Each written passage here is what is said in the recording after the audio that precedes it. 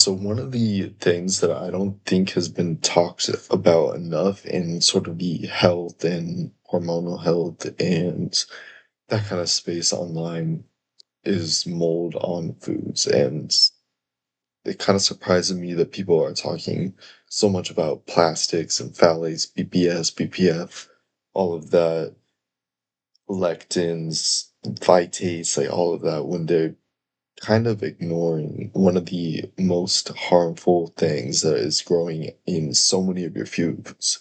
And so many of these foods that people are recommending to avoid plastics and all those things are generally going to be containing mold in them. And you might be thinking that if you don't have visible mold showing on your food, that you're fine. You're not going to be having mold on your food. But this isn't true because there are small mold, sm- very small things called mycotoxins that are present in a ton of foods. You can't see them, you can't destroy them, and they're extremely toxic. And the ways that these grow is generally the same conditions as mold is going to be growing in. So, and they need moisture and air to grow in. So basically, if you're having leftover foods that are moist, you're not sealing them airtight, they're going to be starting to grow mycotoxins. And there's a lot of foods that the way that they're processed and the way that they're made is going to be very conducive to mycotoxins actually growing on them. So the first food that generally is going to contain a ton of mycotoxins, and this might be kind of surprising to some of you, and that's meat. And this mainly is just because the feeds that animals are given, a lot of them are just going to contain mold innately. Like the corn that's fed to the animals is going to contain mold. Sometimes it's even visible mold, which is just bad regulations. But generally, you would say if you want to avoid the moldy foods being given to the animals, you're going to want to go pasture raised. And this is also good because even if the animals aren't being fed moldy foods, a lot of the animals that are fed corn don't have the right systems in their body to actually digest corn, so it ends up rotting inside of their bodies. And then these animals are given antibiotics to try to treat this, and then obviously all of that gets passed down to you, and it causes so many problems in you, hormonal problems, health problems, gut bacteria problems, all of that. So just don't eat non pasture raised meats, but a lot of times companies will actually lie about whether or not their foods are actually pasture raised or grass fed or any of that. So you can't really trust any of the companies. So buy from local farms that you can actually see what they're being fed, the conditions that they're being in, and that's the easiest way to do it. But it can be a little more expensive than next food, and this might be a little surprising because recently a lot of people have been talking about some of the health benefits of this food, and that's going to be coffee. And coffee is very high in antioxidants, which is why so many people recently have been saying to drink it. But the way that coffee beans are processed and ground up is in a condition that is very easy for mold and mycotoxins to actually grow in. So any coffee that you're drinking is probably going to have mold in it. And if you make your own coffee, you're probably going to have mold in your coffee machine or French press or whatever you have. If you have like a stove kettle that you wash frequently, it's probably not going to be a big problem with that. But even the store-bought coffee grounds are probably going to have invisible mycotoxins, and these mycotoxins are impossible to destroy. You can't wash them away with alcohol or vinegar or heat or any of that. So basically, the only way to not ingest mycotoxins is to avoid the foods that are high in mycotoxins, and coffee is one of them because also the specific type of mycotoxins present in coffee isn't the type of mycotoxin that is generally regulated for, which is the aflatoxin from white mold that's present in like peanuts and corn feed and stuff like that. And there are some regulations on that type of mycotoxin, not for the mycotoxin that's generally found in coffee.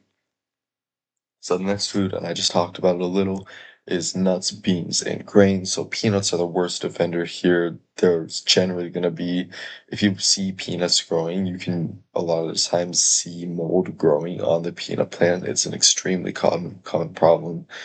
And also just even if there's not visible mold on them, there's going to be mycotoxins or there's going to be mold growing once it's off the plant, once it's packaged, once it's ground up into peanut butter.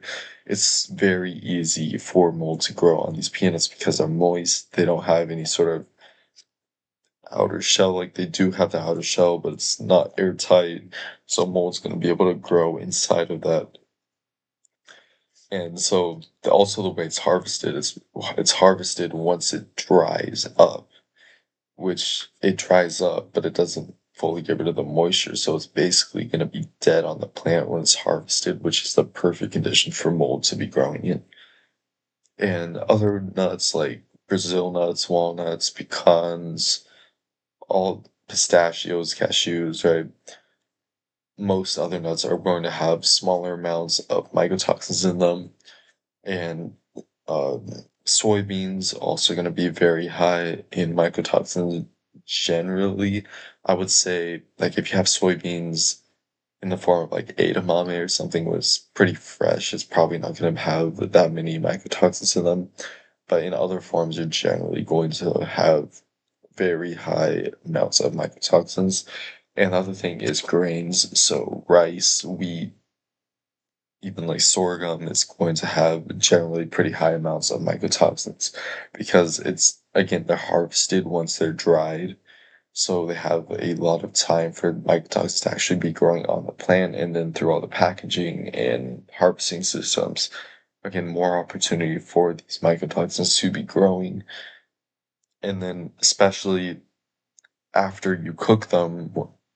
And if you're having them as leftovers, like in your fridge or something, where they're moist and stored in your refrigerator, these mycotoxins are going to be growing even more. So try to minimize like these types of grains and don't eat them if you like leave them out or anything. Minimize nuts as well if you want to eat something similar to nuts, eat some like pumpkin seeds or something like that, and just avoid peanuts completely.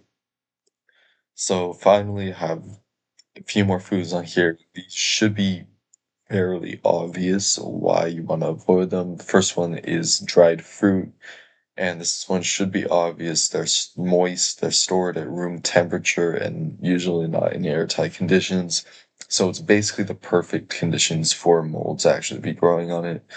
Alcohol, again, the way that alcohol is made before the fermentation starts occurring, you just have sugar, like sugary fruits in water. That's the perfect conditions for mold to be growing. Fungi, it's fungi, so mushrooms, truffles, any of those. Again, perfect conditions for mold to be growing. It's mold is also a fungi. And then cheese, also like it, and I'm not even just talking about the moldy cheeses like blue cheese here. I'm talking about cheddar, provolone, Swiss, all that. So you've probably seen, if you had cheese before, just the amount of mold that grows on cheese. There's so much of that growing. Even if you can't visibly see it, it's going to be there, whether you can see it or not. So, the reason why all of these are so harmful, and I'm mainly going to be focusing on the effects on the endocrine system here, is they cause inflammation, oxidative stress, they interfere with the HPA and the HPG axis, and any systems of regulation with that.